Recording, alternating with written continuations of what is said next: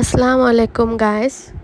এতিয়া ফ্লাইটৰ টাইম হৈয়ে গ'ল, চ' আমি ৰুমৰ পৰা ওলাই আছোঁ। তো বিদায়টো জানে বহুত কষ্টৰ, কিন্তু উপায় নাই আৰু ইমান পবিত্ৰ জেগাত গৈ আছে। চ' মানে ফূৰ্তিও আছে মনত, কিন্তু অলপমান দুখ লাগে।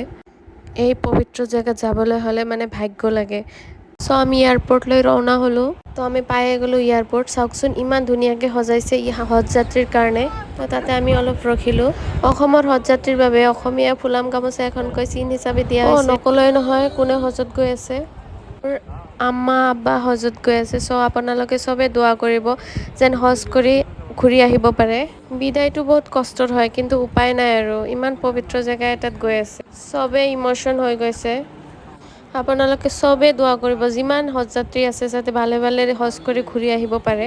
চ' আম্মাহঁতক মাতিছে মানে বৰ্ডিং পাছ এতিয়াতো নহয়, কিন্তু পাছপৰ্ট ভিজা এইবিলাক চাবৰ কাৰণে মানে এতিয়াই লাইন পাতিব দিছে। যিমান মানুহ আহিছে তাতে চবেই ইম'শ্যন হৈ গৈছে। আম্মা আব্বাৰো বেয়া লাগি আছে, কিন্তু হজত যোৱা মানে লাকৰ কথা হয়।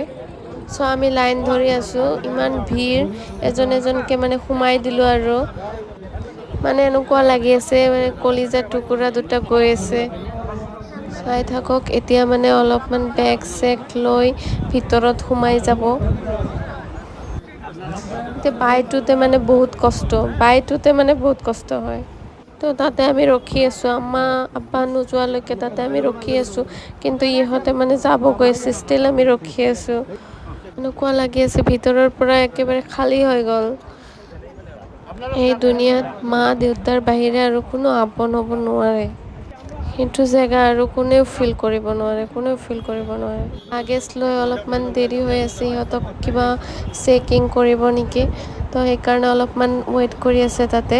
তো আমিও তাতে ৰখি আছোঁ, কিমান টাইমলৈকে ৰখাব নাজানো, কিন্তু তাতে আমিও ৰখি আছোঁ। আপোনালোকে চবে দোৱা কৰিব। আল্লাহ হাফিজ।